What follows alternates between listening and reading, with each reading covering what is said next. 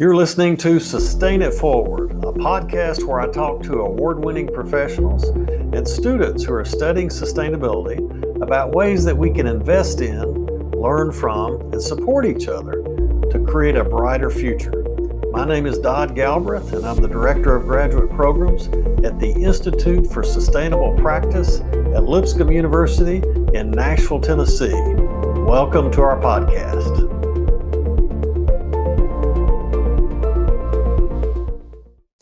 Today, I'm speaking with Belinda Morrow, an award-winning sustainability professional who was one of the very first 100 LEED AP professionals in the United States.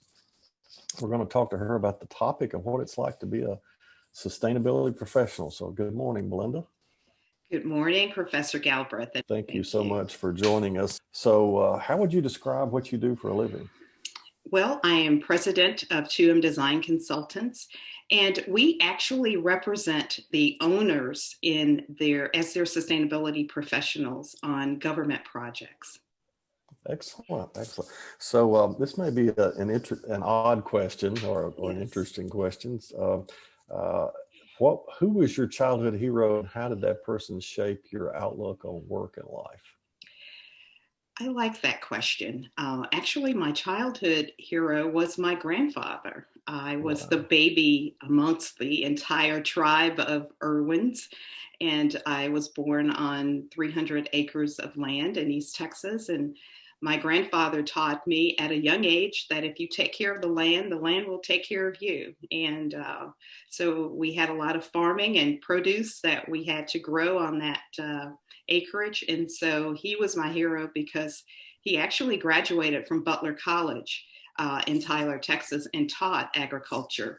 And believe it or not, he was born in 1892. So that was pretty phenomenal for an African-American man. Yes. Wow. That is pretty amazing. It is amazing how our family members can be our heroes. Yes. And I think that's a real blessing when that happens. So what would people be surprised to know about you? Well, actually, as early as the 5th grade, I was living in Omaha, Nebraska, and I had a class that was taught by a teacher named Mrs. Daly, and she put on a career day event. And so kids got to talk about what they wanted to do when they grew up. And one little kid said, I want to be a designer and an architect. And I thought, wow, that's pretty cool. I think that's what I want to be. And I was making doll furniture out of spools of thread and cutting out cardboard and making, tables and beds and chairs. And so I was like, I'm feeling this one. So that might be surprising for people to know that I sort of got that in my head at a very young age. It is interesting. So where did you first get interested in sustainability? What drew you to this field? Professionally? Well, professionally, I got a call from a lady from my church. Her name was Sylvia Bland, and Sylvia had worked most of her life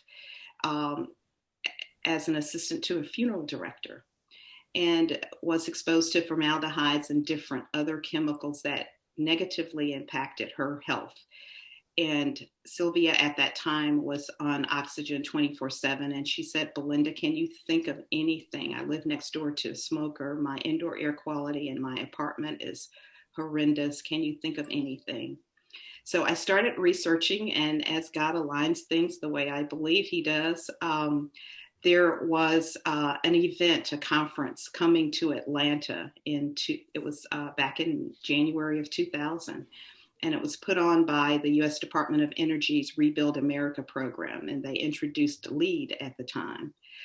So I had an opportunity to actually attend that conference and get introduced to LEED Pilot Credit 1.0 and to learn more about indoor air quality and what I could possibly do to help Sylvia. Wow. What year was that? You may have said that. That was 2000. 2000. That's interesting. 2000, January 2000. I think the first green building on a college campus was in 2002. So you were in it very early. Well, And this was put on actually by the U.S. Department of Energy, and they had a program at that time called Rebuild America program. And my company, 2M Design Consultants, became one of their early members and companies that they started to train about sustainability and LEED. Yes. Yeah, fantastic. So, when you think about that moment of interacting with this lady, and how that affected you, did that realign any other specifics or any other aspects of your professional goals? What type of process did you go through to kind of prepare yourself mentally for this profession? Well, when I first heard about LEED and Rebuild America and Energy Star, I knew those were going to be game changers for the construction and design and architectural industry. I knew that at some point it made so much good business sense that we would eventually move very strongly in that direction and abandon traditional means and methods of design and construction. Great, great. So you saw a pathway forward. This Yes. became, in a sense, almost a vision. Yes, yes, Yeah. yes, So, absolutely. And recycling was something that I was raised with in the Black community. They basically said you've got to, in many communities in America, you've got to, waste not, want not, and you eat what's on your plate and you don't throw things away and you recycle and you reuse and you hand me down. And that was just how things were done by Depression era parents and grandparents. that's fascinating. So, what role would you say education played in your professional life? Why was education important to you? Because I know you have returned to graduate school later in your Yes, career. yes, I did. Education was my way out of working in the family's farming business. Good Yes, motivation. I was not the smartest kid, but I was a really hard worker. You had to work hard to be in a farm business. There were times where my father would take his produce of watermelons and put them on the side of the street in East Texas and leave me there to sell them at his little stand, or on the back of his truck. So business is just a part of who I am, but I knew that if I really wanted to do my own thing and get away from the family farm, I had to really educate myself. So I used every schooling opportunity that I could to get away from the family farm, but I loved reading and I loved innovative ideas that would So what transform led things. you? Excellent. But So what led you to go to graduate school? well, my undergraduate degree is in industrial design and architecture. I also have a degree in interior design, and I've always wanted to go back and get my master's. I actually had started working on my master's in architecture. Let's see, back in 1984. And Oh, due to a family tragedy, I had to get out of school. oh, And so I was actually running my own business, small interior design business at the time. And so I just said, I'm going to have to work and help the family. And so I did that and never had an opportunity to go back. So when I met you that one wonderful day in November of last year at Greenbuild, I was so excited. I was like, this is the time. I knew it was the wow, time. wow. Yeah. In both of our hometowns. I was born in Yes, Atlanta, Georgia. absolutely. I thought that was a very providential moment It for me in was. particular. It was. And of course, I'm a member of the Church of Christ, and I've heard Yeah, about back then it was called David Lipscomb University. And when I saw that's the right. Lipscomb sign, I was exceedingly excited. So uh, the specialty that you've chosen, what was it? What is it about the practice of sustainability that interests you most now Mhm. as an experienced professional? What keeps you excited about this? Well, of course, the LEED rating system becoming one of the first 100 LEED accredited professionals in the nation was a game changer. In the beginning, it was very difficult in Yeah. 2001, Oh, yeah. 2002 to really sell the idea of sustainability. And my business, once we decided to only do that level of design and construction management work, almost tanked. So, but we had faith that this was going to be the direction. So, becoming a LEED accredited professional and working with governments, my first project that was a real game changer was the East Atlanta Library. I had been brought on board during sort of a downturn in the economy, as I was mentioning, to work as a project manager for Fulton County government in Atlanta. And my first project, two of my first projects were libraries. One was Dr. Robert E. Fulton Regional Library, where I used the LEED pilot program. I didn't actually certify and register the project, but my second library was the East Atlanta Library Project, and it was located in a very culturally diverse area near downtown Atlanta, a lot of professionals there. And I said, this is the perfect project to try LEED 2.0 on. And so after hours, I worked in documenting the project, convinced the architects and the design team and the general contractor that if they go for LEED on this project and not charge 1 penny over their original budget, it was going to be a game changer for their companies as well. Because the project had already been awarded to the design teams when I was brought on board. So we had to really pretty much toss out traditional means and methods and implement sustainable ones. And I worked with green manufacturers that were fairly new at it and said, if you give us better than GSA pricing, General Services Administration pricing, we can bring this project in under budget, because it was $3.2 million and I couldn't go a penny over that. And at the time, I didn't tell the Board of Commissioners I was going for LEED on the project, but our Director of General Services pretty much said, Belinda, you can do this project if you don't go a penny over budget. So we actually brought it in under budget because of all of the teamwork that was involved. And then after hours, sometimes to midnight, I was documenting the project using the LEED rating scorecard. Wow, that is just amazing. So in terms of initiating sustainability, like where you are, what would you say were other secrets to that kind of success? Obviously, focusing on a practical bottom line to make the concept more palatable to people, like not having it cost more money. Right.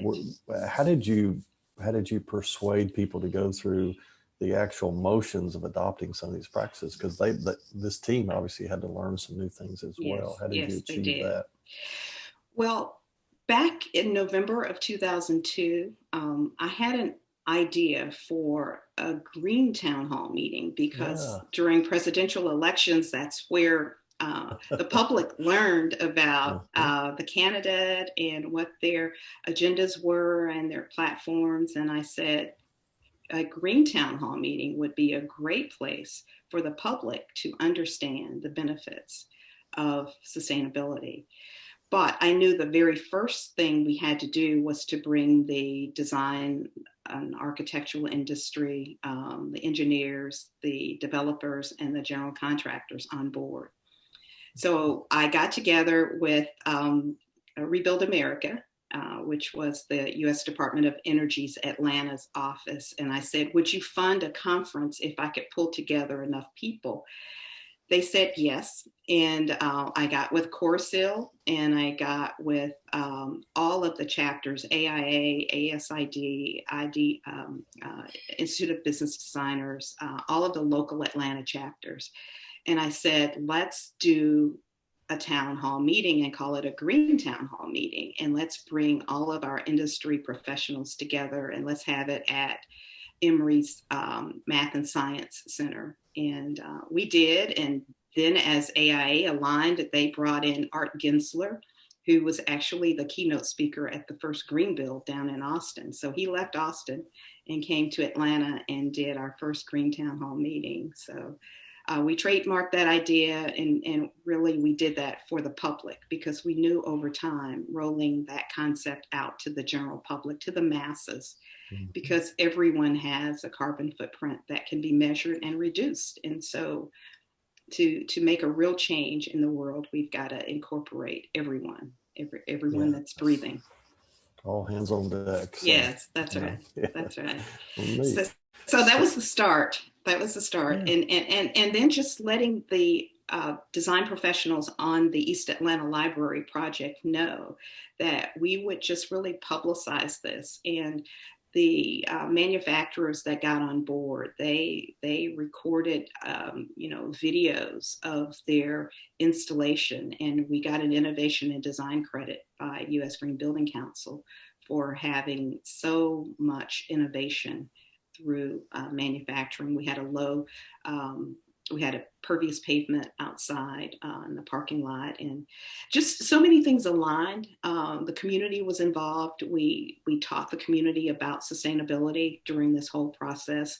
One of the things that governments have to do is just a large amount of public outreach. So going to different community meetings and introducing the design concepts and talking about sustainability was a big part of any government project that I've ever worked on, was the outreach. Interesting. So along those lines, I know you're taking a class right now in sort of the psychology of sustainability. Yes. What are you hearing from research that reminds you of that moment that you just described? What was confirming for you, and was there anything new in what you're learning now that's helped you maybe realign or focus a little more on something that you remember working, that the research is kind of confirming in your thinking today? I absolutely love the fact that all of the different professionals are finding a way to work together and bring sustainability and resilience to the public. I think that is so important. There's a psychology behind why people will recycle and why they won't, or why they will believe in climate change and why they will not. And so what we have to do is maybe try to simplify so many different definitions of sustainability and resilience, and find a way that the general public can fully understand and be involved, because climate change is real. And some believe that it is not. So we have to show all of the scientific research and data that we're taught in class at Lipscomb, and just the psychology behind why people think what they think is so critical in working to overcome those thought processes that are incorrect. So I know one of the things that came up in your discussions in that class was the concept of having empathy for other people, and how people experience difficulties in life that almost affect them traumatically in the way they perceive threats. Even things that seem like simple concepts to us can be threatening to other people because of traumatic events that they've experienced in life or in business or in some type of childhood endeavor. But I'm curious, I know you're a person of faith. Do you think, how do you think your faith informed your communication style and your empathy for other people, that allowed you to be perhaps patient or to be cautious in the way you approached selling and communicating sustainability? Well, first of all, I'm a people person. And when you're third generation business owner, it's all about the hero is the client, is the other person. Amen to that. Yeah. And so really putting yourself in the shoes of others, which is the model that Jesus always did for us. And, if you've been through hard times before and you've come out. I had a flood disaster in 2009 at my home, where our 10-foot high, 50-foot long retaining wall came crushing into the basement terrace side of our house during the Georgia 2009 floods. When you have gone through digging water out of your basement, when you've gone through, trees pushing over a wall. You can understand others that are suffering, and learning what the shocks and stressors are in each community is how you can have people in that community believe you care about them because you understand what they're going through, and you're teaching them because you care, and you're including them. People will do a lot if they believe you care, and bringing them into the green economy is my number one job as a sustainability professional. And as I work to get my master's at Lipscomb, will continue to be a top priority. Excellent. Well, while we get ready to close out our discussion, I want to ask you a couple more things. Okay. What's the coolest sustainability thing you've ever seen? I have an opportunity right now to work on the largest library project in Atlanta. It's Central Library. It's about 300,000 square feet. It was designed by brutalist architect Marcel Breuer, and we're going for LEED Gold on that project. But one of the things we're also doing is trying to incorporate IoT, the Internet of Things. Maintenance is a big issue with facilities managers, and also, if you're in a library, your patrons may also be homeless. And so bathrooms, if they get clogged up, if the sinks or the toilets clog up, that's a real issue. You shut that down, and it impacts everyone in the library. So working with Siemens and American Standard to integrate sensors in the toilets, where if there is a backup, it immediately shuts the water off. It sends a message to the cloud. That message goes to the computer platform within the county to tell the maintenance people where the backup is, what the tools are likely that are needed, the parts to make the repair. So to me, incorporating IoT and sustainability and resilience is exciting. Yeah. So what is the one best piece of advice you'd give to someone starting out in this field? I don't think there's a better time to start in this industry, because I believe that people are getting on board based on, real science behind climate change, and they're beginning to believe it is real, in particular if they've experienced disasters. And so it's a great time because you've got shoulders of giants like yourself that these folks can stand on and take this to a whole new level beyond anything that your generation and my generation has ever thought about. So Belinda, what was your favorite project that you've done as a LEED professional? My favorite project was a 120-person BRAC dormitory project at Moody Air Force Base. That project was only required to be LEED Silver, and we achieved LEED Gold on that project. It had some amazing green features like geothermal and aerated concrete exterior panels. It was important to me to get LEED Gold on this because our military officers living in that residence hall, I just wanted them to have the most sustainable, the best indoor air quality possible because they were serving the public, they were serving us. Excellent. Wonderful.